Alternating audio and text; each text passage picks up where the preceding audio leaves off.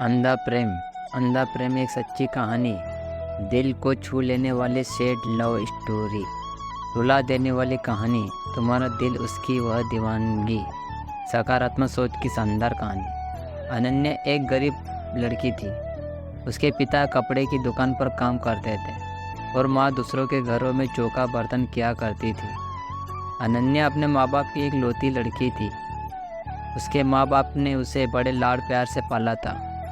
वे चाहते थे कि अनन्या पढ़ लिख कर बड़ी आदमी बने, जिससे उसके सिर से सारी गरीबी का कलंक मिट जाए।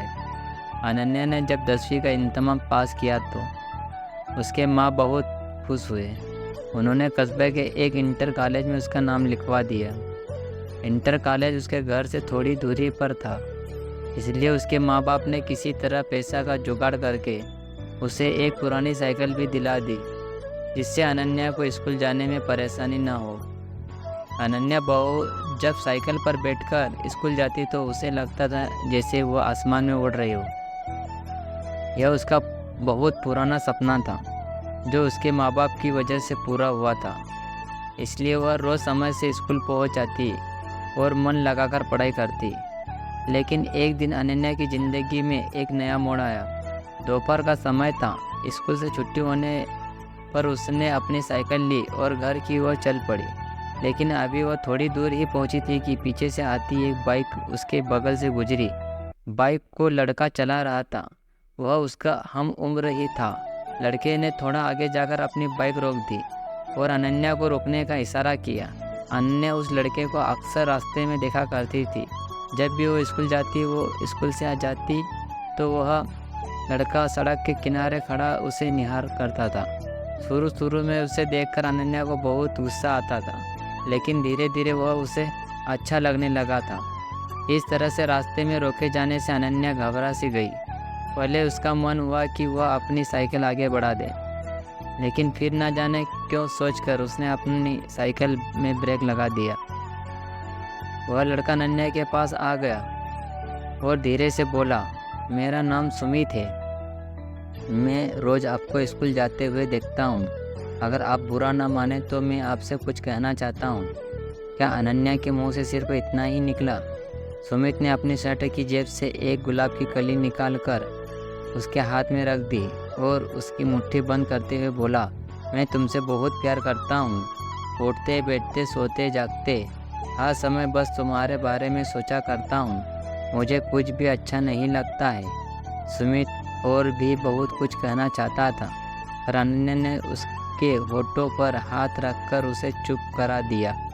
तो आपको मेरा प्यार कबूल है? उस लड़के ने अनन्या की आंखें में आंखें डालकर पूछा। अनन्या शर्मा गई।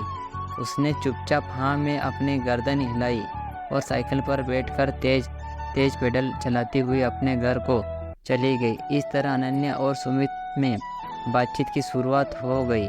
सुमित रोज उसके लिए कोई ना कोई गिफ्ट लाता और उसके लिए जीने मरने की कस्में खाता। उसकी बातें सुनकर अनन्या दीवानी हो जाती है और सपनों की दुनिया में खो जाती है। एक दिन सुमित ने अनन्या से कहीं घूमने चलने का आग्रह किया। पहले तो अनन्या ने हल्का सा ना नुकुर किया, लेकिन फिर वह तैयार हो गई। उस दिन अनन्या बहुत खुश थी। वह सही समय पर उस जगह पहुंच गई जहां पर सुमित ने उसे मिलने के लिए कहा था। सुमित ने अनन्या की साइकिल को एक दोस्त की दुकान पर खड़ी कर दी और अनन्या को बाइक पर बिठाकर चल पड़ा। सुमित अनन्या को लेकर नदी के पास पहुंचा। वहां पर उसने अपनी बाइक खड़ी कर दी और दोनों लोग घास पर बैठकर बातें करने लगे। सुमित ने अनन्या से एक दो बातें की, फिर वह उसके करीब आ गया और उसके चेहरे से जेट टू जेट खिलने लगा। धीरे धीरे अनन्या पर एक नशा सा छा जाता है चला गया। शायद वह सुमित के मन की बात समझ नहीं पाई, इसलिए उसने अपने आप को सुमित के हवाले कर दिया। दोनों लोग एक दूसरे के प्यार में खो गए और दो जिस्म एक जान हो गए। अभी वे दोनों लोग ठीक से नॉर्मल भी ना हो पाए थे कि तभी न जाने कहाँ से वहाँ पर 3 लड़के आ गए। उन्होंने देखा कर अनन्या हल्का भक्का रह गई और जल्दी जल्दी अपने कपड़े सही करने लगी। यह देखकर एक लड़के ने उसका हाथ पकड़ लिया और अपने पास घिसटता हुआ बोला, इतनी भी क्या जल्दी है रानी, हम भी तो तुम्हारे दीवाने हैं। थोड़ा हमारा भी तो मनोरंजन कर दो। अनन्या कातर दृष्टि से सुमित की ओर देखा, पर वह अनन्या की मदद करने के बजाय हंस रहा था। यह देखकर अनन्या का हृदय चित्कार कर उठा, यानी कि यह सब सुमित की एक सोची समझी चाल थी। अनन्या आगे सोच ही नहीं पाई, क्योंकि वे तीनों लड़के उसके ऊपर भूखे भेड़िए की तरह टूट पड़े थे। अनन्या मदद के लिए चिल्लाती रही और वे उसे नोचते खसोटते रहे। कुछ ही पलों में अनन्या की सहन शक्ति ने जवाब दे दिया और वह बेहोश हो गई। लगभग 1 घंटे के बाद अनन्या को होश आया। वे तीनों लड़के और सुमित वहाँ से जा चुके थे। दर्द की वजह से उसके शरीर की प्रत्येक नस फट रही थी। उसकी आंखों के आगे अंधेरा छाया हुआ था। उसके सारे सपने ध्वस्त हो चुके थे। उसे अपना जीवन समाप्त होता हुआ नजर आ रहा था। अनन्या सोचती रही कि क्यों मैंने सुमित की बातों पर विश्वास किया, क्यों मैं उसके साथ बस्ती में इतनी दूर यहाँ पर आई। अब मैं क्या मुंह लेकर अपने घर जाऊँगी, अपने माँ बाप को क्या बताऊँगी। मेरा यह हाल देखकर वे तो जीते जी मर जाएंगे। अनन्या के शरीर में बिल्कुल भी शक्ति नहीं बची थी। वह किसी तरह घिसटती हुई नदी के किनारे पहुंची। नदी का पानी कलकल करता हुआ तेजी से बह रहा था। अनन्या ने एक बार फिर अपने गरीब माँ बाप के बारे में सोचा, लेकिन साथ ही सुमित का चेहरा भी उसकी आंखों के आगे तैर गया और इसके बाद ही क्रोध, सीज और घिन के मिले जुले भाव से उसका शरीर कांपने लगा।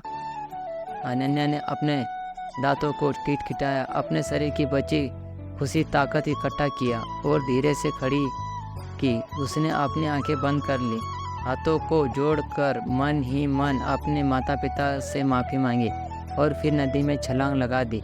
अगले ही पल अनन्या नदी में डूबने उतरने लगी, लेकिन अब ना तो वह किसी को अपनी जान बचाने के लिए पुकार रही थी और न ही बचने के लिए संघर्ष कर रही थी।